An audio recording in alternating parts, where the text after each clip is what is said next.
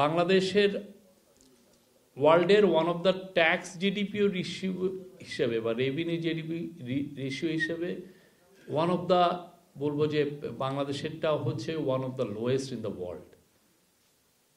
এমন একটা জায়গায় চলে যাচ্ছে যেটা আনসাস্টেইনেবল।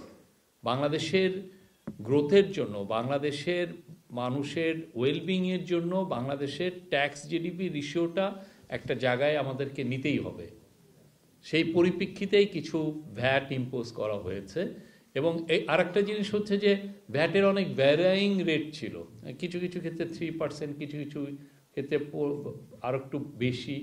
পুরোটাকে আমরাও চাচ্ছি যে একটা সিম্পলিফাই 15%-এ আনতে, যাতে এতে যেটা হয় যে এক ধরনের সিম্পলিফিকেশন হয়। সিম্পলিফিকেশন হলে যেটা লাভ হয় সেটা হচ্ছে যে এখানে লিকেজটা কমে আসে। লিকেজটাকে কমানোটা আমাদের খুব দরকার। আরেকটা হচ্ছে যে গভর্নমেন্টে আসার পরের থেকে আমরা কিন্তু চেষ্টা করছি যে আমাদের খরচটা কত কমানো যায়।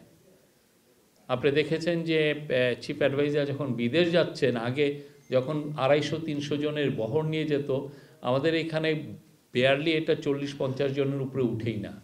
এবং তাও বেশিরভাগ ক্ষেত্রে দেখা যায় যে ওনার সিকিউরিটিটা যেহেতু আমাদের দেখতে হয়, সিকিউরিটির এসপেক্টেই আমরা বেশি সংখ্যক লোক যাচ্ছেন। কিন্তু এটা আগে যেটা ছিল, এবং আগে আপনি দেখেন যে আমরা যে ইকোনমিকটা ইনহেরিট করছি, আপনি দেখেন কি কি সব জায়গায় অপচয় করা হয়েছে।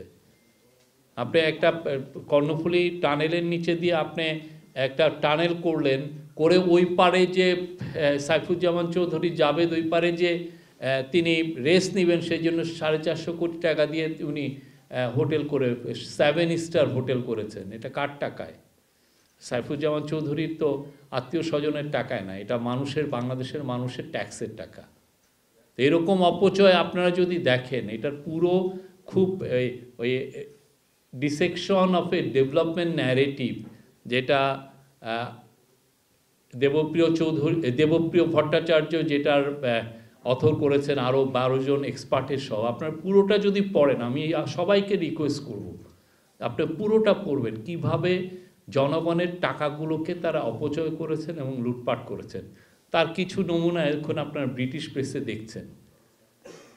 তো সেই জন্য আমাদের সত্যিকার অর্থে এটা আমরা চাচ্ছি যে ট্যাক্স, বাংলাদেশের ট্যাক্স জিডিপি এমন একটা হেলদি জায়গায় যাক যাতে বাংলাদেশের ইকোনমি গ্রোথ হয়। আপনি ট্যাক্স জিডিপির কমে যাওয়া মানে হচ্ছে আপনার যেই ঋণ আপনি করছেন সে এমনও হতে পারে যে আপনার ঋণ শোধ করা সম্ভব না হতে পারবে, বা বাংলাদেশের যে সমস্ত ডেভেলপমেন্ট নিডগুলো লাগে সেগুলো আপনার হয়তো বা এক্সপেন্ডিচার মিট করতে পারছেন না।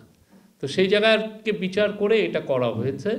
এবং আমরা আশা করছি বাংলাদেশের এই সামনের দিনগুলোতে মানে বাংলাদেশের মানুষের উন্নয়নেই এই টাকাগুলো ব্যয় হবে।